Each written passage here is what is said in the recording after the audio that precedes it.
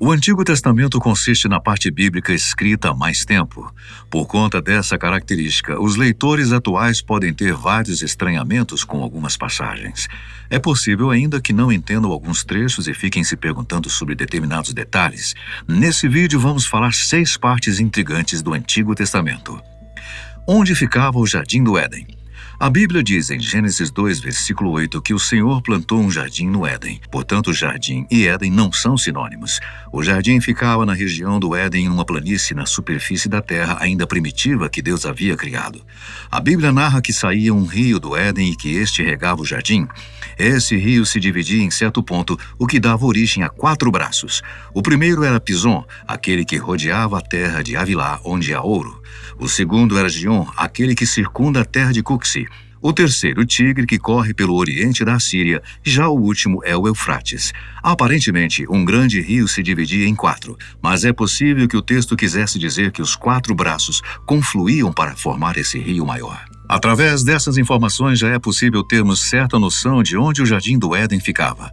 Havilá, região do rio Pison, pode ter sido próxima ao território do atual país do Iraque, na região arábica. Alguns versículos do livro de Gênesis contribuem para isso, além de um versículo do primeiro livro de Samuel. Havilá era uma terra conhecida pelo povo hebreu e o seu nome vinha de um dos descendentes de Noé. A terra de Cuxi provavelmente ficaria ao norte da África, perto do território egípcio. Cuxi, inclusive, era outro descendente de Noé e pai de Havilá. Ou seja, para os antigos hebreus, essas regiões eram bem conhecidas.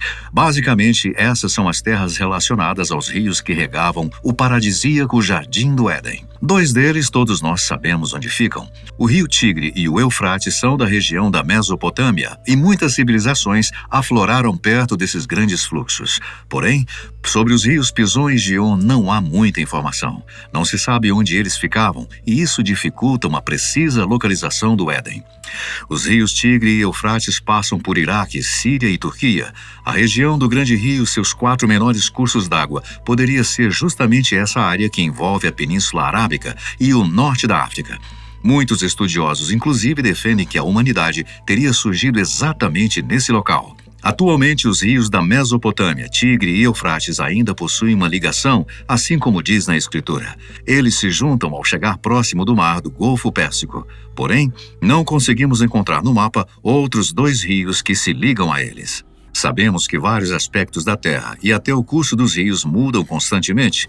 Seria difícil imaginar que, após tanto tempo, a região permaneceria a mesma. Além disso, há outra questão. Acontecimentos como o grande dilúvio do capítulo 7 de Gênesis podem ter alterado drasticamente a paisagem de todo o planeta. Talvez o local tenha até sido destruído com a inundação. Existem outras teorias mais malucas sobre a localização, mas o mais provável é que o jardim, que provavelmente nunca encontraremos, ficasse na região arábica, perto do atual Iraque ou em algum país próximo. O que era o maná? O livro de Êxodo conta que, para evitar que os israelitas morressem de fome no deserto, Deus enviou uma espécie de cereal do céu. Apesar dessa nomenclatura, a comida não caía do céu. A Bíblia diz que o material para produzir esse alimento, o maná, aparecia a cada manhã na superfície do deserto após o orvalho evaporar. O maná era pequeno, arredondado, esbranquiçado e semelhante a uma semente de coentro. Quando exposto ao sol, o alimento derretia. Ainda havia diversos gostos diferentes conforme o preparo. O maná podia ser doce como bolos de mel ou se assemelhar a bolos amassados com azeite. Segundo a fé cristã, o maná surgia de forma completamente milagrosa. Mas é possível encontrar certa explicação lógica. Alguns insetos excretam uma substância parecida com o mel que se solidifica em baixas temperaturas. Insetos desses que podiam viver nas tamareiras da região da história bíblica. Essas gotículas cairiam das árvores no chão e, por conta das madrugadas frias, solidificariam-se. Por isso, só era possível encontrar o maná cedo de manhã, já que o sol derrete o alimento. Os árabes até chamam um alimento assim de maná. Onde ficava Sodoma e Gomorra? Sodoma é a lendária cidade destruída por Deus e onde Ló, sobrinho de Abraão, morava. Os pesquisadores dizem que isso pode ter uma base histórica, mas, segundo sua perspectiva, as cidades podem ter sido destruídas por um desastre natural. Uma das ideias é que o Mar Morto foi devastado por um terremoto entre 2100 e 1900 a.C. Isso pode ter desencadeado chuvas de alcatrão fumegante. Também é possível que as cidades tenham sido destruídas por um terremoto, especialmente porque estavam ao longo de uma falha tectônica importante. No entanto, não há relatos contemporâneos conhecidos de atividade sísmica que corroborem essa teoria. A sugestão de que foram destruídas por um vulcão foi considerada improvável.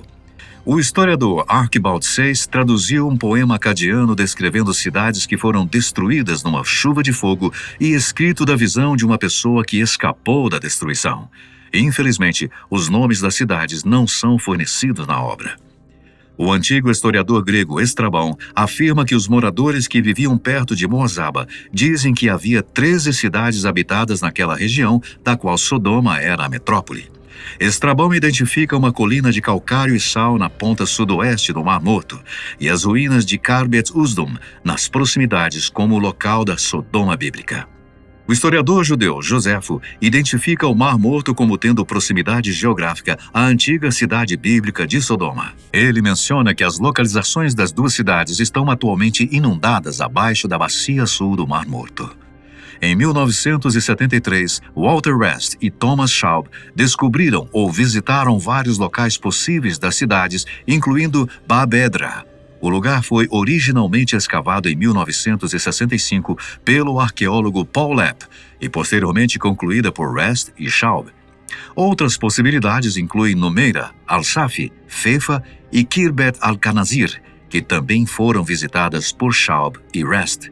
Em 1993, Nancy Lepp, do Seminário Teológico de Pittsburgh, relatou que Fefa não tinha ocupação da Idade do Bronze e apenas um cemitério da Idade do Bronze inicial com paredes da Idade do Ferro. As pesquisas mais recentes sugeriram que as estruturas visíveis do sítio murado pertenciam à Idade do Ferro ou ao período romano.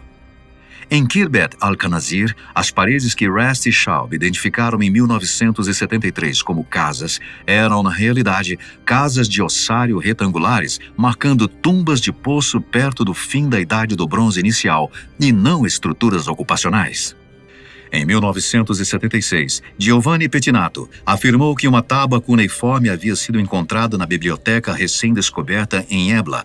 Continha nomes de todas as 5 cidades da planície: Sodoma, Gomorra, Admá, Zeboim e Bela, listadas na mesma ordem do Gênesis. Os nomes Sidamu e Imar foram identificados como representando Sodoma e Gomorra, o que ganhou alguma aceitação na época. Porém, Alfonso Arque afirma que, a julgar pelos nomes das cidades vizinhas na lista cuneiforme, Sidamu ficava ao norte da Síria e não perto do Mar Morto. Já Imar é uma variante de Imar, conhecida por representar Emar, uma cidade antiga localizada perto de Ebla. Hoje, o consenso acadêmico é que Ebla não tem relação com Sodoma e Gomorra. Não sabemos realmente onde ficavam. Onde está a Arca da Aliança? A última referência à arca foi no reinado de Josias, que realizou uma reforma religiosa e restaurou o templo. Esse rei mandou que os levitas parassem de levar a arca de um lado para o outro e a mantivessem de maneira definitiva no templo. Depois disso, a arca não é mais mencionada. 22 anos depois da morte de Josias, Jerusalém foi invadida por Nabucodonosor e a Babilônia. O rei pagão destruiu o templo e levou seus utensílios para o seu país de origem. Subentende-se que a arca estava inclusa. Entretanto, na lista escrita na Bíblia, que menciona o que foi roubado, o artefato sagrado não é citado. Daí surgem as teorias. A mais óbvia é que o objeto foi levado por Nabucodonosor. No entanto, esse fato seria importante demais para a Bíblia não mencionar. Além disso, quando os judeus voltaram do seu exílio, trouxeram consigo todos os objetos do templo que haviam sido roubados. A Arca da Aliança, porém, não retornou. Diante disso, é difícil dizer que tenha ido para a Babilônia. Uma teoria que tem muita força atualmente e possui supostas provas é de que a arca estaria na Etiópia. A Igreja Ortodoxa do país possui um livro sagrado chamado Quebra Nagast. De acordo com esse livro, a linhagem dos imperadores da Etiópia descende do glorioso rei judeu Salomão. A Bíblia cita e conta o encontro do rei filho de Davi com a rainha de Sabá. No entanto, o Quebra Nagast traz novas nuances para essa história. Os escritos mencionam que Maqueda, o suposto nome da rainha de Sabá, era a governante da Etiópia. Em seu encontro com Salomão, ambos teriam tido um caso amoroso que resultou em Menelik, o primeiro imperador etíope da linhagem de Salomão. Menelik, porém, nasceu durante a viagem de volta de sua mãe e, portanto, não conheceu o pai na infância. Quando cresceu, o filho da rainha de Sabá foi até Jerusalém conhecer o pai. Através de uma estratagema, Menelik teria deixado uma cópia da Arca da Aliança no templo e levado a original para o seu país de origem. Esses fatos são defendidos pela Igreja Ortodoxa Etíope até hoje. O objeto estaria com os cristãos locais há séculos e desde 1960 estaria na capela da cidade de Aksum, também chamada de Capela das Tábuas da Lei. A dificuldade para comprovar a veracidade das informações é que ninguém está autorizado a ver o objeto. A única pessoa que tem o visto nas últimas décadas seria um monge idoso e solitário que se comprometeu a zelar pela arca durante toda a sua vida. O guarda não é autorizado a sair do terreno da capela e ninguém mais pode ter acesso a ela. Entretanto, há 10 anos a capela precisou ser coberta por uma lona para impedir que a chuva prejudicasse o tesouro arqueológico. Foi uma das poucas oportunidades que os religiosos e aventureiros tiveram para vê-la. No entanto, mesmo assim não houve a confirmação. Outra teoria afirma que a arca estaria enterrada numa gruta exatamente abaixo do lugar onde Jesus foi crucificado. A origem da história foi Ron Wyatt, um enfermeiro que estranhamente anunciava grandes descobertas arqueológicas feitas por ele mesmo. Wyatt alegou ter encontrado o objeto enterrado no Calvário. Quando Jesus morreu, seu sangue teria descido pelas entranhas da terra e atingido a arca, cumprindo os rituais de sacrifício determinados no Antigo Testamento. Mas o enfermeiro morreu sem dizer onde exatamente o artefato estava. Escavações posteriores também não encontraram vestígios dessa história. A falta de informações e de evidências descredibilizam a teoria, ainda que os seguidores de Wyatt afirmem que o pesquisador não revelou a localização por causa da orientação de anjos. Segundo o livro de 2 Macabeus, o profeta Jeremias teria se apossado do objeto. O homem de Deus o escondeu numa gruta no Monte Nebo, onde Moisés avistou a terra prometida pouco antes da sua morte. Jeremias fechou a entrada da gruta e, depois disso, nunca mais se viu o artefato divino. Apesar do relato presente no livro apócrifo, há problemas nessa opção. Historicamente, acredita-se que a cidade de Jerusalém estaria cercada quando a arca sumiu. Afinal, a Babilônia estava invadindo a cidade. Então, um profeta sair dos arredores de lá, com um objeto tão valioso para todos, sem ser notado pelos inimigos, é algo bastante improvável. Mas a teoria mais aceita por arqueólogos modernos também faz sentido na tradição judaica. Os judeus teriam escondido esse tesouro dentro do próprio templo antes da chegada dos inimigos. Segundo a Mishnah, livro de compilação de tradições orais, os sacerdotes esconderam no compartimento onde guardava madeira. O cômodo seria no subterrâneo do chamado Pátio das Mulheres. Então, por que não conferimos esse lugar agora? Acontece que ele agora pertence ao país da Jordânia e possui uma mesquita acima. Não há autorização para as escavações arqueológicas. A única dúvida é por que os judeus, quando retornaram da Babilônia, não escavaram o lugar para reaver a arca. Bem, talvez estejamos procurando demais algo que não tem mais tanta relevância. A arca serviu como um símbolo visível da presença de Deus habitando com seu povo. Passada essa finalidade, já que hoje a presença de Deus se dá por Jesus e o Espírito Santo, o próprio Deus permitiu que ela fosse tomada e destruída, evitando que ela se tornasse o maior alvo de idolatria já visto. Quem eram os Nefilins? O versículo de número 4 de Gênesis 6 diz o seguinte: Ora, naquele tempo havia gigantes na terra, e também depois, quando os filhos de Deus possuíram as filhas dos homens, às quais lhe deram filhos. Esses foram valentes, varões de renome na antiguidade. Gênesis 6, 4. Algumas pessoas defendem que esses versículos estão indicando que anjos deitaram-se com mulheres e deram origens a híbridos gigantes, os chamados Nefilins. Porém, basta dar uma olhada mais atenta ao texto para perceber que não há nada disso. A passagem menciona sim gigantes, mas não faz qualquer relação de descendência entre eles e os filhos de Deus, que são mencionados a seguir. Além disso, essa passagem vem logo após a citação da genealogia de Adão até Noé. Isso quer dizer que quando Gênesis 6 menciona os filhos de Deus, está se referindo aos descendentes de Adão que continuaram seguindo os caminhos do Senhor. Já os filhos dos homens são aqueles que se desviaram, portanto, a descendência de Caim. Infelizmente, ao longo do tempo, as duas linhagens se misturaram. Essa mistura gerou os nefilins, que não eram gigantes, mas homens guerreiros e valentes, como o próprio texto diz. Até mesmo a linhagem que guardou o conhecimento de Deus acabou se misturando aos prazeres e pecados da época. A humanidade inteira se corrompeu a ponto de o Criador decidir destruir o mundo inteiro pelas águas. Foram poucos os que se mantiveram comprometidos com o Senhor. Abel foi um deles. Morto por seu irmão, foi o primeiro mártir e um dos exemplos de fé citados no Novo Testamento, no livro de Hebreus. Noé foi outra rara exceção. Ele e sua família foram os únicos a serem poupados quando a grande extinção pelas águas veio. Noé foi achado justo diante do Senhor e, por isso, foi incumbido de repovoar a terra. Por que a Bíblia é dividida em Antigo e Novo Testamento? Desde a decisão de cânon bíblico, que aconteceu por volta do 3º século, essa formatação está presente no livro. Talvez você pense que essa separação se dá apenas por questão cronológica, mas não é verdade. Afinal, qual seria a data específica? Seria preciso definir uma data para afirmar que os livros anteriores a ela fossem do Antigo Testamento e posteriores do Novo. Na verdade, não é isso que acontece.